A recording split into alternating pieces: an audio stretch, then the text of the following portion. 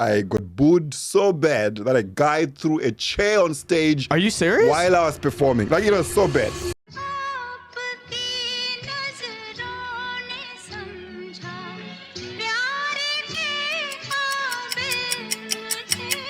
yo, Spitty, what time is it?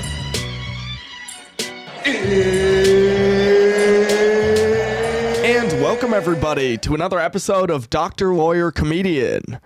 Now, you guys might notice over the course of this episode that Luke is not here to join us today, and that is something that I cannot explain. Actually, we will explain it in a future episode, but just to know for now, we are not allowed to explain it, but it's okay. It's okay. We know what went on over here, but it's okay because we have an amazing guest today. We have the Village Boy, social media sensation, one of Steve Harvey's favorite comedians, apparently. Yeah, well, we have Mr. Learnmore Jonasi. Exactly. Thank you so much. I still want to know what happened to Luke. Tell us. No.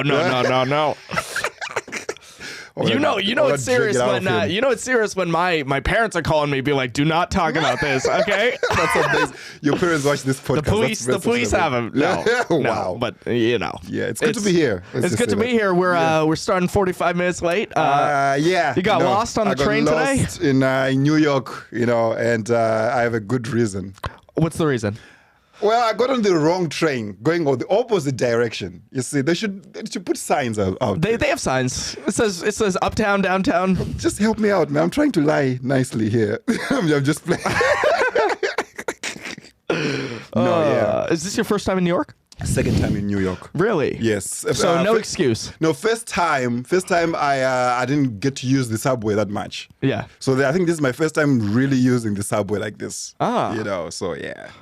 Okay. It is what it is, man. For all the people who are watching, Learnmore is actually a comedian from Zimbabwe. And, I was reading on your Wikipedia and everything. It seems like you've done so much. Yeah. Like almost everything you can do in Africa as far as comedy goes. Yes. Actually, that's one of the reasons why I was like, okay, I think I need to move to America because I've reached a point where I was like, okay, I've done so much. I've performed everywhere. Yeah. I need the next step to, comedy. So America was like on my bucket list, and now I moved here. So you are from Zimbabwe. How did you realize that you wanted to do stand-up comedy? Well, comedy is not even a thing in Zimbabwe, Well, that's what I figured, you know? When I started out, there was one comedy night. Okay. In the whole country that was happening every month in the capital city of Zimbabwe, which is Harare. So I looked it up online on Facebook. Facebook was so new those days. Yeah. And then they invited me to go and do like a 5-minute spot. Okay. Which was terrible. I got booed so bad that a guy threw a chair on stage. Are you serious? While I was performing. Like, it was so bad. Oh. You know why though? Because in Zimbabwe, that time there was so much like hunger and all of that stuff, right? Yeah. So when you convince people to come and watch you, you've convinced them to choose you. They can use that money to buy food. Yeah. Or come to your show. So when they choose to come to watch your show. Are you serious? That's not just a stereotype? No, this is real. Wow, dude. This is real, man. He was sitting there hungry. They were, because this was time of hunger, like in Zimbabwe. 2008. It was crazy, man. It was tough out there. And so I don't know if you read about it in Zimbabwe. How could you get a chair thrown at you within 5 minutes? A chair. That's what I don't understand. Dude, it was within 1 minute. What did you say?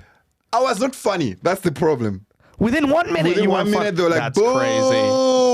Boo, and then they just threw a chair on stage while I was performing. Because, man, 2008 was such a bad year for everybody. So, that's why people were just angry. I think it was not funny. When you see it like in the movies and things, people throw tomatoes, but no. No. That would be a waste of food. Exactly. I was about to say, I was like, tomatoes? What? This guy, he's like, I'll rather stand the whole show, than to watch this. So you're telling me This is a fake plant, by the way. Yeah, it is a fake plant. Michael, our producer, he asked, "Do you want this plant?" I was like, "Of course." You need a centerpiece here. You shouldn't call it a plant. This doesn't deserve to be called a plant. It's a decorative thing. Exactly, it's a thing. Yeah, it looks like a plant. So you wouldn't buy this for your house? No. Okay. Why? Fair enough. Like, what's the point? the point is you never have to water it. You would think you would get that, dude. You were just talking about food scarcity, and you're like, can I curse on this podcast? Yeah, you can curse on this lazy podcast. Motherfucker. Luke can't. Luke can't after this. Yes. So I'm not going to school. So You know, it's funny. You know how you and I first got acquainted was through Reddit. Do you remember a few months ago, r/stand-up comedy was like going huge. Like everything you'd post would get like 20,000 uploads. It was ridiculous. It was, I couldn't believe it, man. And like you, me, and my brother and a few other people were like every day we were just getting it, and we were getting so many views, likes. Crazy. Reddit is like amazing, man. I love those, those fans. I still see you posting there often, but it's not the same anymore. It's not the same, All the other there. comics are on the wave now. Everybody's there, yeah, because I think it's exchanged. I don't know what happened. So Luke's not here, but he wanted to ask me what your experience of that was, because for us it was crazy. We were like, oh my God, we are getting so many views, so many followers instantly. What do you feel like when that happened? For me, it was because I was already getting, views on Instagram and my Facebook, right? I was just like, it's another platform. Yeah. But then I realized that the people on Reddit, like, they loved comedy so much. Yes. Like, they're real fans. They analyze it.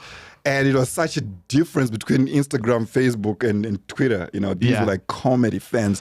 Even till today when I post something, they'll be like, yeah, I like that punchline. Why did you try to do it like this? And I'm like, that's actually funny.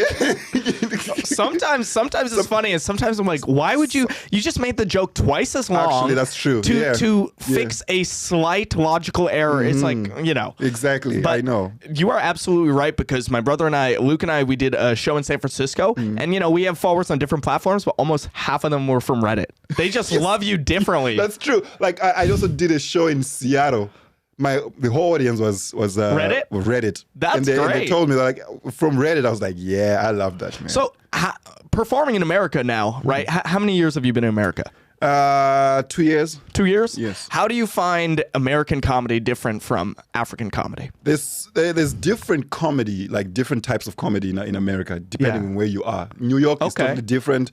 The black rooms and the white rooms, and then if you go to the middle of America, it's a totally different vibe. They laugh at different things. Yeah, agreed. Of course. You got to pull out the dirty jokes. Oh, you got to pull out the dirty jokes. They love stereotypes. They love stereotypes. You have no idea. Like, you have no idea how many times I've gone on stage in the middle of somewhere there, in Ohio, and I've said, yeah, Africans have big dicks, and they love that shit. Really? Because we do have big dicks. Oh, there you go. Yeah. You know why they're big, though? Why? Because of struggle. Because of struggle. Exactly. And I've been struggling my whole life, guys. I'm just... Okay. Is that true? Wait, you actually think it's true? Oh my God. This guy. See, this is what like half your content is, man. You just fool us Americans into looking stupid. Yeah. Like you're like, I've struggled all my life. Like, dude, this is fucked up, but if like earlier before this you went Wakanda forever, I would have been like, hey, maybe that's what he does. I don't know. You're so believing it. It's like, is that for real? Oh my God, where's the GoFundMe page? See, that's the thing, it's like trying not to be racist, and it's so racist that we just believe that. Let me tell you point this. blank. You can be racist to me. I don't. Oh yeah, I don't care either. Please come with me.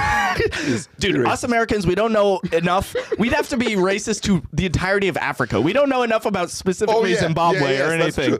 You're different from the British. The British know exactly the kind of racism. The British have your stuff in their house, man. Exactly. They have my stuff in their house because they've been there. British are some of the most well-traveled people. Oh yeah, the racism hits you hard because they know exactly where you come from because they've been there. They took it over at some point. But anyway, what the hell was my question, man? I have no idea. Oh yeah. So, okay. So what is African comedy like? And what is? Oh my God. So I was lucky enough that in my career I got to perform all over Africa at some point. Yeah, before COVID and everything. So comedy it's like you perform in different languages. Yes. Depending on which city and which country you're in. So I was based in Zimbabwe for a while. How many languages do you know? Like 6. And you're able to just change your jokes into 6 languages? No, you have to do completely new jokes. Some work, but differently. That's very impressive. You have to deliver the punchlines differently. Wow. But Zimbabwe is a very English-speaking country because of colonialism. Yes. Thank you, the British. That's why I was able to do comedy in India. Racism. But anyway, yes. You see, I don't even know what I was talking about anymore. Okay, so yeah, you can perform in different languages in around Africa. Like if you go to Kenya, they also speak English, but you can do Swahili. That's Swahili speaking comedians that are just like famous. Really? Shout out to Mamito. Shout out to Emmanuel. Do people talk about the same stuff they talk about here? The thing is, you will be so surprised. The world knows more about America than America knows about the world. Yeah, fair enough. When an American comes to Africa, we know exactly about their culture and how they do things because of American movies. I even learned how to speak English from watching American comedy, actually. Really? Yes. What comedy? Like stand-up comedy? Stand-up, yes. Oh. Stand-up. That's so is that how you got into stand-up? Yes. How you want to be a stand-up? I remember this day, my grandfather was watching TV, he was watching stand-up, and he was laughing, and I was like, I want to do that. Who was it? Bill Cosby. Bill Cosby. Yeah, so it's okay. He was the GOAT at one point, Yeah, at some point, we had no idea. Even now, my grandfather doesn't care. He still watches Bill Cosby. But anyway, he was watching Bill Cosby, and I was like, I want to do that. Yeah. Right? So, and I was like 7 years old. And then I told my grandfather, like, yeah, just finish high school. And then it asked me, next time. Wow. As soon as I finished high school, this first day, right? Yeah. I was like, Grandpa, I want to do comedy. He's like, here's money to go to the capital city. Well, that is what I read on your Wikipedia. It said that you spend money to go to Harare, and that was the first time you ever got a chair thrown at you. Oh yeah. Oh, you actually read that on it. Yeah. It's real, man. That happened. And I didn't tell my grandfather that happened. I was just like, it was amazing. I killed. But I was dying inside. I even read that you said you bombed for 2 years straight. Yes. I mean, that's everybody, but it couldn't be like you actually bombed every time. You need to understand years. that it's not like New York where you get to perform every night. Okay. You have to wait like for 1 gig a month. So if you bomb, you have to wait until the next month. Oh my God. And bomb again. So the progress was very slow, Okay. And even the audience didn't know what comedy was really. So, it's so new. But now, here's the thing. Because it's such a new industry, you get known very quick like this. Yeah, I imagine it's so quick. But with me, I didn't want that. I understood that you had to put work in. So I moved to South Africa where the industry was bigger. Okay, and so... it was an older industry. In Johannesburg? Johannesburg, yeah. Fuck! He's like, Johannesburg. That's how half the South Africans pronounce it. Hello, Johannesburg? No, it's Johannesburg. Damn. Exactly. The American. Everybody. American. There we go. Speaking of... I was about to say something. Speaking of being, fake Indian, your last name isn't really Jonasi. Yes. Where does that come from? It's a cultural thing. So my, oh my God, this is the longest story, man. Really? So it's like this, right? Okay. My grandfather, his real name is Jonasi, is my family name, right? Really? But then, this is what happened. Please don't cancel my grandfather. So my grandfather was a teacher. Yeah. And my grandmother was a student. Wow. Way back. He really is a Bill Cosby fan.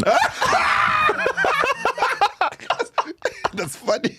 Yes. Yeah. So then, he had to change his name to his other because it's a long story. Because of the scandal. Yeah, because guys, that's why Luke's gone today. Yes, he slept with a teacher. That's exactly what happened. Yeah. So yeah, so he changed his name to Mwanyenyeka. Which is his. So his father had different wives, and they had different surnames. Respect. And stuff. Yeah. So that's an African thing. So yeah.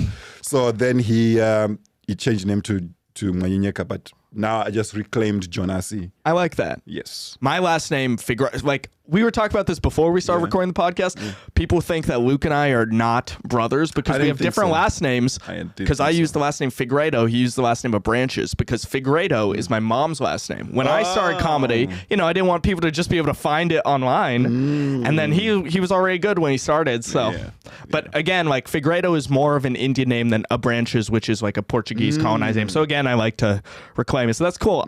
I love to hear that about your grandfather. What's the age difference there? My grandfather? Yeah, and the grandmother. Oh my God. Okay, so actually we have no idea because back then, people kids used to, babies used to be born in people's houses, and they'll go to the hospital. This isn't one of the things where you're gonna be like, I'm telling stupid you. American, you believe that? I'm telling you. But now I can't. Now I can't believe anything you say, Learnmore. This is so funny because nobody actually. You're the only one that does that to me now. Most of my friends are like, "Are you joking with us?" I'm like, "It's real. It's real." So when my grandfather finally went to the hospital to get his birth certificate, they were like, "Okay, here's a calendar. Pick a date, and that's your birthday." Oh my God. Are you serious? I'm telling you. And he's like, "Meeny, meeny, miny." Oh, and then he picked up. He didn't remember the day. Oh, the day where he was born? Oh, your grandfather. Wow, that is crazy. Yeah, my grandfather get to pick a date. I thought you meant that his father had to go to the. No, he had to pick. So how old was he when he got his birth certificate then? We had no idea. Like around 5. We don't know. There's no records of it, but that's just how it is. Around 5. It's around 5. They're like, you look 5. Just pick a date over here. Yeah. So he was born in the summer, winter. I like the idea that he doesn't know his date, but he knows like his astrological star sign. That's funny. That is funny. He's like, I'm a Capricorn. Yeah, exactly. They're like, well, when's your birthday? He's like, I'm a Taurus. No, but I'm sure he's like, that's witchcraft. Because we believe in. Oh witchcraft. yes. Yeah, he's like, no, I don't believe in that. That's witchcraft. Actually, fun enough, you keep saying Americans. Let me tell you this. Okay. After coming to America, and not getting to know Americans, I don't believe they went to the moon. Why? I mean, come on, man. All right. Come on, dude. Let's go through this. Oh my God. Like, so most of them don't even have passports, dude. Like, how do you think they went there? They don't even know what's outside of America. That's true. They've not been to Vegas. And you think they went to the moon? Get the fuck out of here. Do you believe the USSR went to the moon? Yeah, I don't know. I have no idea.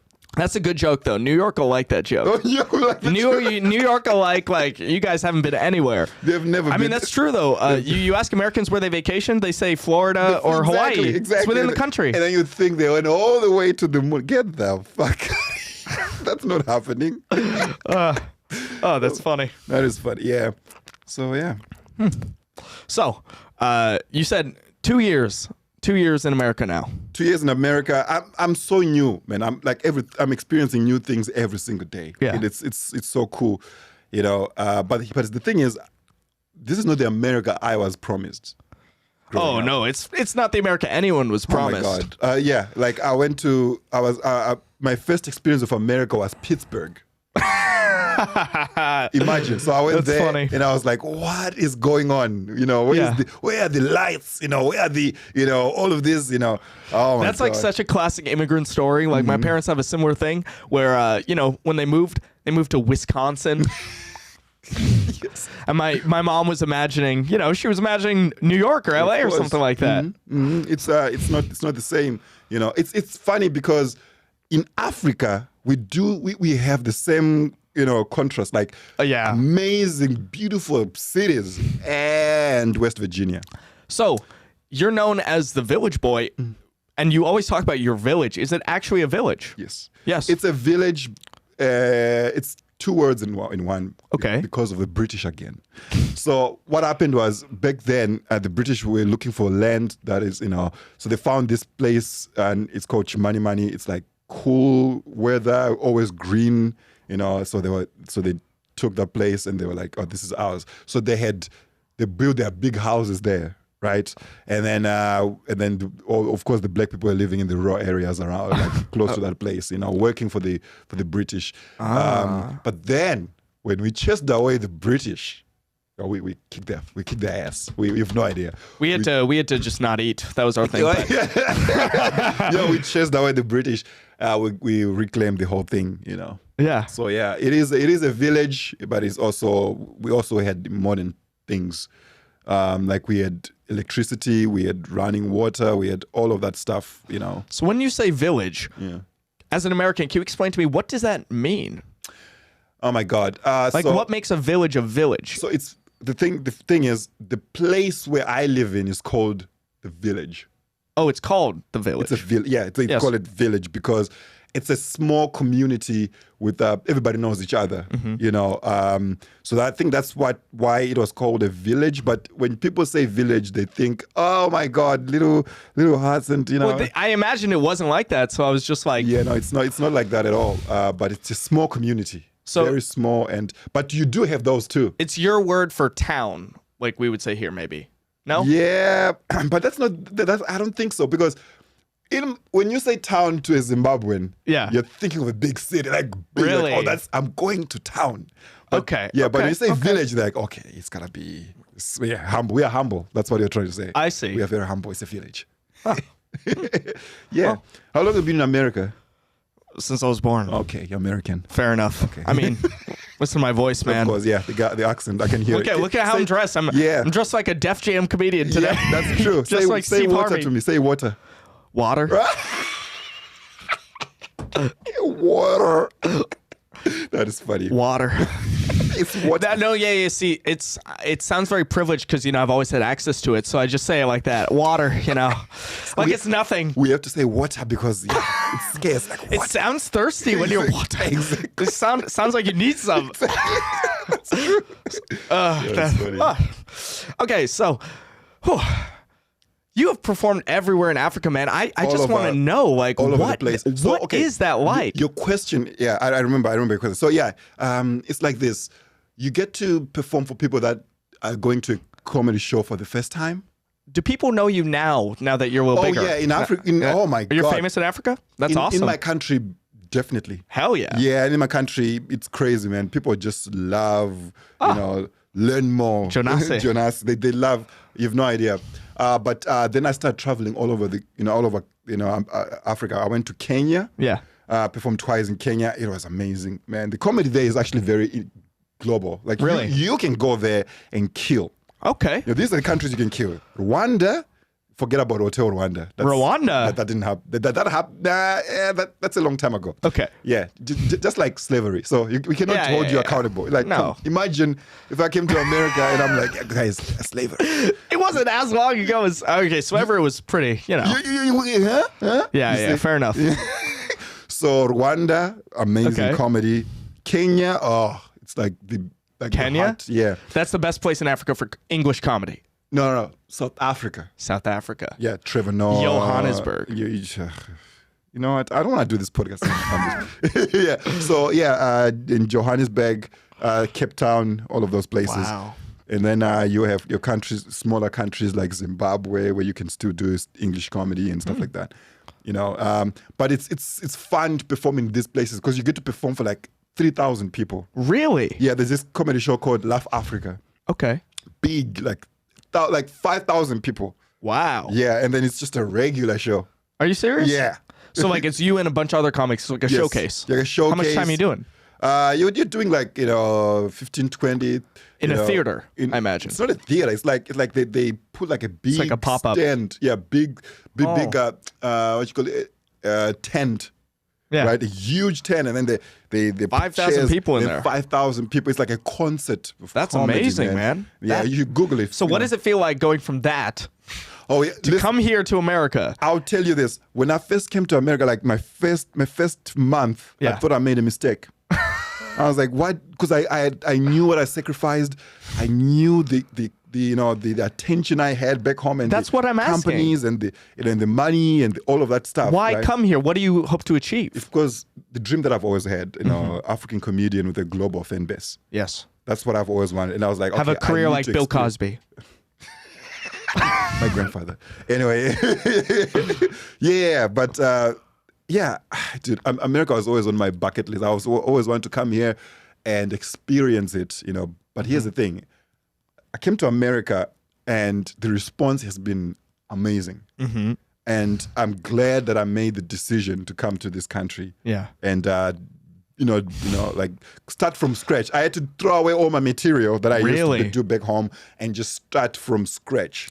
Wow. Yeah. And you start doing that in Pittsburgh. Of all the places, yes, Pittsburgh. Of all the places. Even Pittsburghers are like, why Pittsburgh? Yeah, exactly. That's what I was gonna ask And you. I'm like, the low self-esteem, man. I don't know. Yeah, it's because there's this comedian that invited me to America. Who? He's got this arts foundation. His name is Steve Hofstadter. Oh, I know him. Yeah. He's the heckler guy. Yes, he's the heckler guy. So he invited me to from Africa to Pittsburgh. So that's how I got into America. And plus, I know Steve Harvey. He helped me to to prove that I'm a comedian. And by the way, the American government, say like confirm. Oh that yes, so you have your visa specifically for entertainment. Yes, it's an extraordinary alien. Oh yeah, alien of extraordinary ability. So if you think my jokes are not funny, just know that the American government said I'm an extraordinary alien. Okay? Wow. If you're not laughing this now, the American government said I'm an extraordinary alien. I like how that was the nail in the coffin for you to get your visa. Was like the officials saw that Steve Harvey co-signed, and they're like, "Wow." Steve Harvey, his team and everybody wrote a letter to the immigration, and they're like, "Yo, this guy is Steve Harvey's team." Yes. Huh. Yeah, because he helped me a lot, man. I met him in Africa when he was doing Family Feud Africa. Really? Yes. How did you get to meet him there? So he did a competition. Yes, online. I saw that. And then I won the thing. And then part of the package was to meet him. And then I just met him in South Africa. And then we just started working together, and it's amazing. That's good to know that it wasn't just a meet and greet. He really helped put the me. time, helped you out. Exactly. A mentor actually. It's actually a great guy. Oh, that's so awesome. This is just for our listeners. You don't know anything about this, but Luke's biggest crush is his daughter, Lori Harvey. Luke always says she's the most attractive woman in the world. Hey, that's true. I can see that. I can see that. But yeah, Luke should forget. That's never happening. And he's a big Michael B. Jordan fan too. And so that's how. So you have to choose. Like, what are you gonna do? That's really awesome. I'm glad that people in America are, accepting of it because after I feel like Trevor Noah trailblazed. Yes. Is that true? Yes. He was light-skinned enough that people accepted it. It's also in Africa too. Especially in South Africa, he was like on the middle. Like the black people could relate to him because he was fluent in Xhosa, Zulu, and the white people could relate with him because he grew up, in both worlds. Okay. So the black people and white people were like, yeah, this is it. This is our guy. So that's how he became a superstar in South Africa first. And then the rest of of Africa was like, yeah, we relate to this guy. So yeah. And if you could do something similar to that, because you said you'd love to be an African comic with a global fan base, what would you do differently? Okay, there's never been a Zimbabwean comedian, right, telling Zimbabwean stories. That's true. Like if you really look at my material, I talk about how I grew up and my grandparents and my culture. That's what I normally talk about on stage. Yeah. And looking at the world with the village boy point of view. Yes. You see. So I don't think that has happened yet in comedy, especially with my voice. Never for Zimbabwe. Never for Zimbabwe. And I think if you really want to stand out, is to be true to yourself and talk about your story and where you come from. You see, so on a global way. That's wonderful. I see a lot more comedians doing things like that, but for other countries, right? Course, like for Malaysia, I see Ronnie Chang doing something similar, definitely. And that's wonderful. And I feel like that's what Netflix and a lot of people are looking for anyway. So I feel like that's gonna happen for you, man. Yeah, thank you. I appreciate you. Thank you so much. We're nearly out of time, but we gotta tell the people where they can find you. Oh yeah, please. I got an OnlyFans. Oh yeah, right here. I got an OnlyFans. I'm selling my feet on my. No, I'm just playing. So you can make some good money, honestly. Actually, I can make some good money. Are people in Africa into feet too? No, feet are for walking. And I always want to do the joke. Indians aren't into feet because we don't wear socks around the house. I've seen my grandmother's feet a million times. Yeah, same here. Yeah. Like, what the hell? But yeah, you can find me on Instagram, Learnmore Jonasi. That's on all platforms, actually. And I post a lot of content over there. And I'm actually performing tonight at the New York Comedy Club. Oh, nice. Yes, and then tomorrow, where are we performing? We're performing at the Laugh Tour. Laugh Tour. You know what's funny? We're actually on different shows. Oh, yeah? I believe you're on I don't know. I'm on both of them. Oh, I'm on both of them. So what are you talking about? I'm on Saturday, that's why. So it's a shame. Okay, but it's a shame. If you want to see Learn More, he's going to be at the Laugh Tour in Jersey City on Friday. Yeah, if you want to see me, come on Saturday, but you should go both days. Come to mine. Mine is better. So, and then I'm flying to Canada for a show on Sunday in Calgary. Awesome. Yeah. Well, so thank you so much for being here. thank you Learn for more. having me. We've This had a was great fun. time. Yeah. I appreciate you, for inviting me. It was nice. Thank you so much. 24 hours to live, man, need a young mace. 24 seconds on the clock, I hit the pump fake. 24 on my back, one day I was 8, looking down from the top, yeah, it was.